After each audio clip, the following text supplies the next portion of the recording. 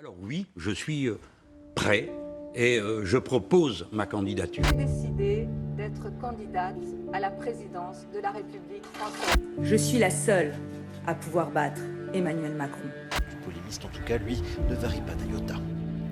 Le 10 avril 2022 aura lieu le premier tour de l'élection présidentielle. Si vous suivez l'actualité française, vous en avez sûrement entendu parler. Et vous êtes d'ailleurs peut-être un peu perdu avec tous les noms de candidats à cette élection. Zemmour, Macron, Mélenchon, Hidalgo, Jadot ou Le Pen. Pas facile de s'y retrouver. Pourtant, la politique, c'est vraiment important pour les Français. C'est en quelque sorte imprégné dans notre culture. Vous n'imaginez pas le nombre de débats que j'ai eus avec ma famille. D'ailleurs, si vous prenez des cours de français, c'est sûr, vous allez parler de cette élection présidentielle en classe avec vos professeurs. Dans cette vidéo, je vais vous faire un récap sur l'élection présidentielle qui arrive. Je vais vous expliquer comment ça marche, qui sont les candidats, quelles sont leurs idées, et puis je vous donnerai les tendances liées à cette élection. L'objectif, c'est qu'après cette vidéo, vous soyez capable de comprendre, de décrypter plus ou moins l'actualité politique et éventuellement d'en parler avec vos profs ou vos amis. Alors, tu t'en doutes, c'est un sujet très dense. Alors, je vais essayer de résumer un maximum, mais si tu as des questions ou besoin de précision, eh bien, écris un commentaire. Je me ferai un plaisir de répondre à tout le monde pour cette vidéo. Dernière chose, on parle politique, c'est un sujet sensible, donc je vais essayer d'être le plus impartial possible. C'est-à-dire que je ne vais pas donner mon opinion personnelle sur les candidats. Enfin, je vais essayer. Avant de commencer, je voulais te dire que je passe beaucoup de temps à faire ces vidéos. Donc si tu veux me soutenir, eh bien abonne-toi à la chaîne et mets un gros pouce bleu à cette vidéo, ça va vraiment m'aider. Bon, maintenant j'espère que tu es prêt, concentre-toi, on y va, on rentre dans le vif du sujet. Tout d'abord, le président est élu au suffrage universel, c'est-à-dire que tous les citoyens majeurs peuvent voter directement pour le président de la République. Ça représente environ 45 millions de Français. Cette élection a normalement 2 tours. Il est possible de remporter l'élection au premier tour si un candidat reçoit plus de 50% des votes, donc la majorité. Mais en fait, ça n'est jamais arrivé. À l'issue du premier tour, les 2 candidats qui ont reçu le plus de voix accèdent au second tour. On dit qu'ils sont en ballottage, c'est-à-dire qu'ils n'ont pas réussi à réunir la majorité au premier tour. Et à l'issue du second tour, le candidat qui a reçu le plus de votes devient président de la République. C'est tout simple. Il est élu pour un mandat de 5 ans qu'on appelle aussi quinquennat. Et ce qu'il faut savoir, c'est que le président de la République peut cumuler seulement 2 mandats. Donc il peut être élu président pour un maximum de 10 ans. Qui peut voter ? Normalement, les personnes majeures, françaises, disposant de leurs droits civils et politiques. Il faut être aussi inscrit sur les listes d'une commune ou d'une ambassade, comme moi qui habite à l'étranger aux Philippines. Normalement, l'élection présidentielle, c'est celle qui mobilise le plus, même si l'abstention grandit à chaque élection. L'année dernière, on était aux alentours de 25%, ce qui est quand même assez élevé. Maintenant, vous allez me dire, mais comment être candidat ? Eh bien, c'est une bonne question, je ne savais pas. Du coup, j'ai regardé sur Google quelles étaient les conditions pour se présenter à l'élection présidentielle. Et en fait, c'est assez surprenant, mais c'est plutôt simple.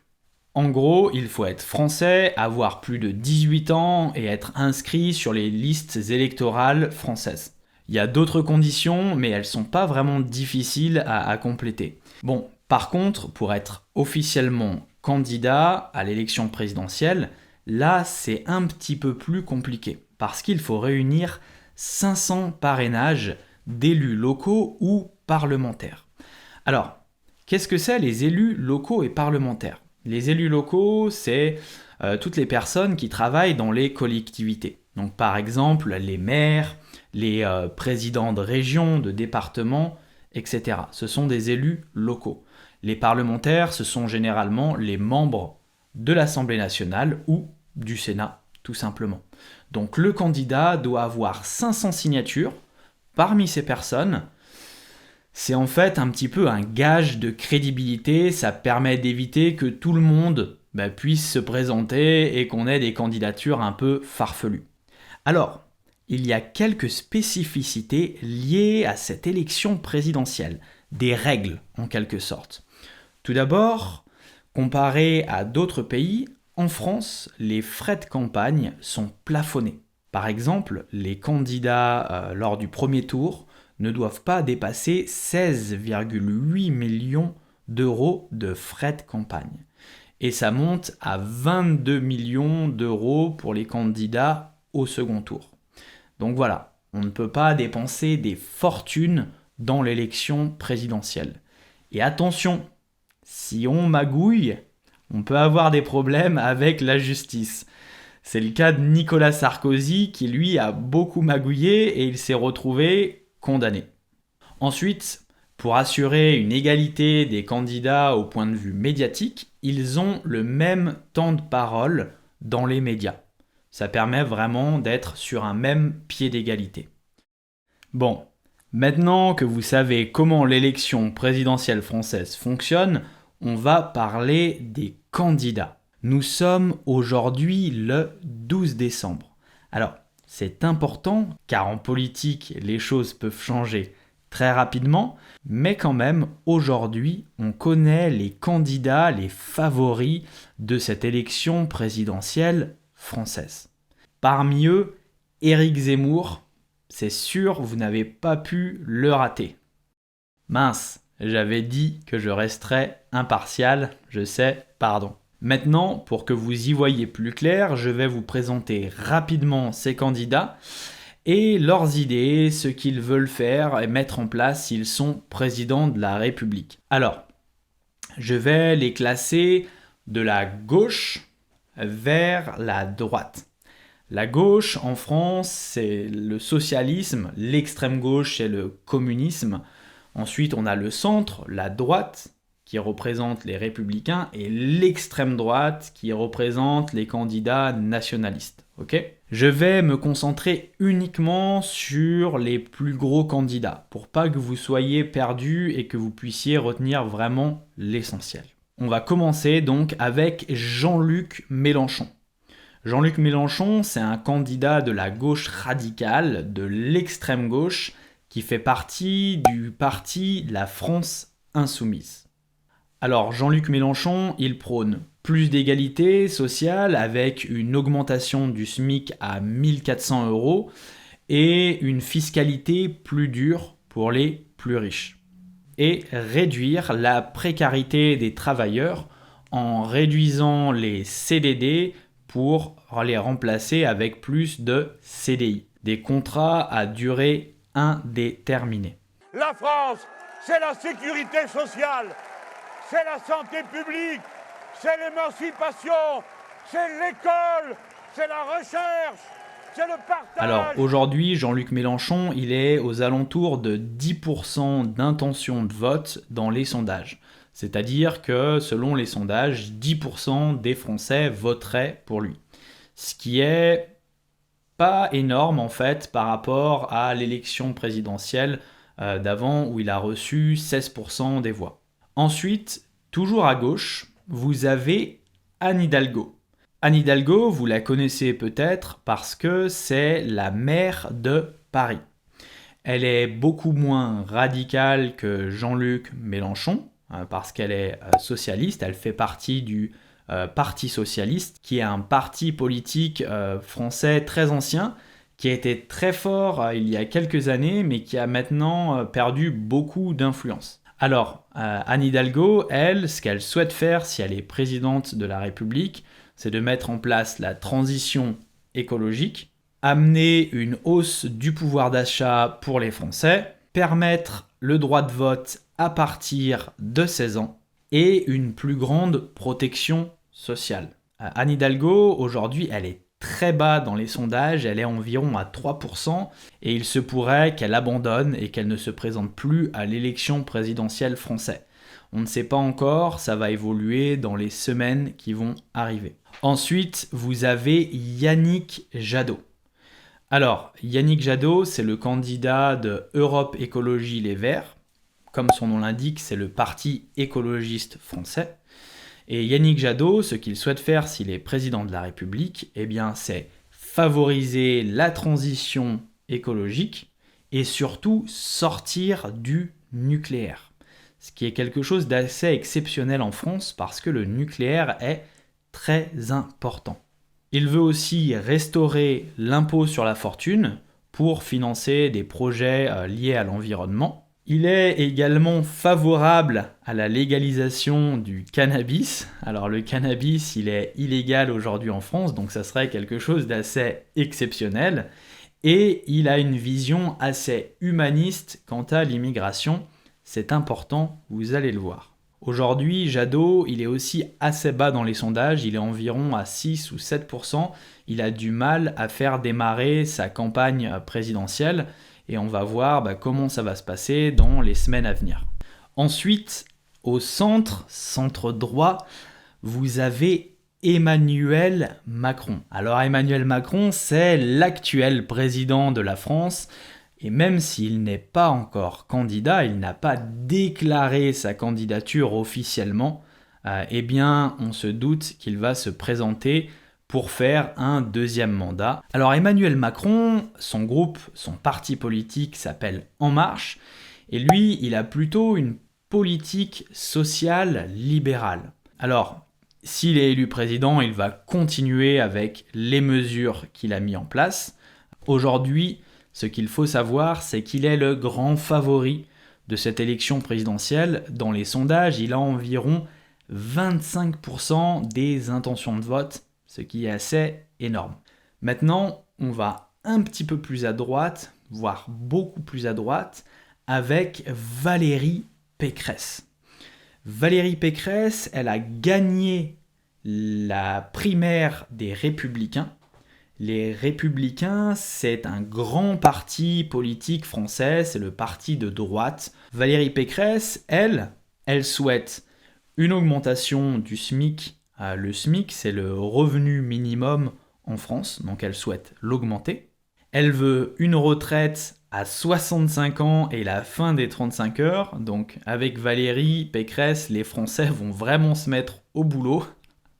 Elle est assez dure. Elle veut une immigration beaucoup plus contrôlée avec un programme très sécuritaire, donc basé sur la sécurité et l'immigration. Et malheureusement, au niveau écologiste, eh bien, pas grand-chose de nouveau. Elle est pro-nucléaire, donc elle veut continuer avec l'énergie nucléaire en France et même la développer sur tout le territoire français. Aujourd'hui, Valérie Pécresse, elle est, selon les sondages, en 2e position, voire 3e position, derrière Marine Le Pen. Elle a entre 16 et 19% d'intention de vote. Maintenant, on va encore plus à droite. Donc là, on a maintenant Marine Le Pen. Alors Marine Le Pen, c'est la candidate de l'extrême droite. L'extrême droite, c'est un parti nationaliste. Pour la petite histoire, le papa de Marine Le Pen, Jean-Marie Le Pen, très connu en France, niait l'existence des chambres à gaz lors de la Seconde Guerre mondiale. Donc, vous voyez un peu la famille. Je ne dis pas que les chambres à gaz n'ont pas existé. Je n'ai pas pu moi-même en voir, je n'ai pas étudié spécialement la question, mais je crois que c'est un point de détail de l'histoire de la Deuxième Guerre mondiale. Alors, Marine, elle n'est pas aussi dure que son père, elle essaye d'être un petit peu plus soft pour rassembler. Alors, elle, si elle est élue présidente de la République, bon, je retourne pas en France, mais elle prône une politique d'immigration très stricte, avec expulsion des étrangers délinquants, expulsion des sans-papiers, de manière générale, même si elle assouplit son discours, ses idées sont vraiment nationalistes. Et aujourd'hui, elle est aux alentours de 16% dans les sondages, donc au coude à coude avec Valérie Pécresse, la candidate de droite. Bien sûr, je vous ai gardé le meilleur pour la fin, Éric Zemmour. Vous en avez sûrement entendu parler. Éric Zemmour, il a créé un parti politique qui s'appelle la Reconquête. Éric Zemmour, c'est un polémiste à la base. Moi, je le connais depuis que je suis petit, parce qu'avant, c'était une personnalité publique. Il faisait beaucoup de télévision, il était invité dans les émissions pour débattre. Et il a vraiment une grande cote de popularité parmi une partie de la population française. En 2 mots, Éric Zemmour, il est raciste et xénophobe. Il ne faut pas se leurrer, c'est vraiment un candidat d'extrême droite. Il est même plus à l'extrême que Marine Le Pen. Donc là, on est vraiment à la limite. Zemmour, ce qu'il veut faire, eh bien, s'il est président, c'est une politique d'immigration ultra stricte. Donc, plus de droit du sol, mais le droit du sang. Ça, c'est quelque chose de très important en France. Il veut renvoyer les clandestins dans leur pays. Il veut même interdire les prénoms étrangers en France. Donc, plus le droit de s'appeler Mohamed ou Abdoul ou même peut-être Kevin ou Jordan, je ne sais pas. Donc, c'est un petit peu fou. Il souhaite aussi, bien sûr, la suppression des aides aux étrangers et une défiance vis-à-vis de l'Union européenne. Je suis désolé, j'avais dit que je serais impartial lors de cette vidéo, mais c'est juste impossible quand je parle d'Éric Zemmour. Pour lui, pour vous donner un ordre d'idée, il prône le grand remplacement. Il considère que les immigrés vont remplacer la population française dans les prochaines années. Et donc lui, il veut éviter ce grand remplacement. Et ce qui est assez incroyable, c'est que dans un pays comme la France, il obtient 12% des intentions de vote. Ce qui est assez énorme. Il était même à un petit peu plus il y a quelques semaines. Il a légèrement diminué dans les sondages, mais il est le 4e candidat de cette élection présidentielle. Alors, comme vous l'avez vu, la tendance de cette élection cette année est très à droite. Les candidats à droite obtiennent beaucoup d'intentions de vote. Les favoris sont Emmanuel Macron, Valérie Pécresse et Marine Le Pen. À gauche, les candidats ont beaucoup de mal à rassembler et ils sont très faibles dans les sondages. Donc on ne sait pas bien comment ça va évoluer, mais cette année, ça devrait être difficile pour eux. Ce qui est intéressant et dangereux à la fois, c'est que cette élection, qui est très à droite, pourrait amener Marine Le Pen à être présidente de la République, par exemple. Si elle arrive au second tour face à Emmanuel Macron, il y a cette année un grand réservoir de voix à droite avec les électeurs d'Éric Zemmour ou même les électeurs les plus radicaux des Républicains et de Valérie Pécresse. Donc il y a quand même un risque de voir le Front National arriver à un niveau très haut, voire être président de la République. Donc c'est pour ça que vous devez suivre ces élections présidentielles parce que ça sera vraiment très intéressant et qu'il peut y avoir de grosses surprises. Alors j'espère que cette vidéo t'a plu et que le format t'a intéressé. C'est vraiment pour moi un sujet passionnant. Si tu as des questions ou besoin de plus de précision, écris-moi un commentaire, je me ferai un plaisir de te répondre. Moi, je te souhaite une très bonne semaine et je te dis à très vite pour une nouvelle vidéo, normalement sur le thème de Noël. Allez, salut, ciao!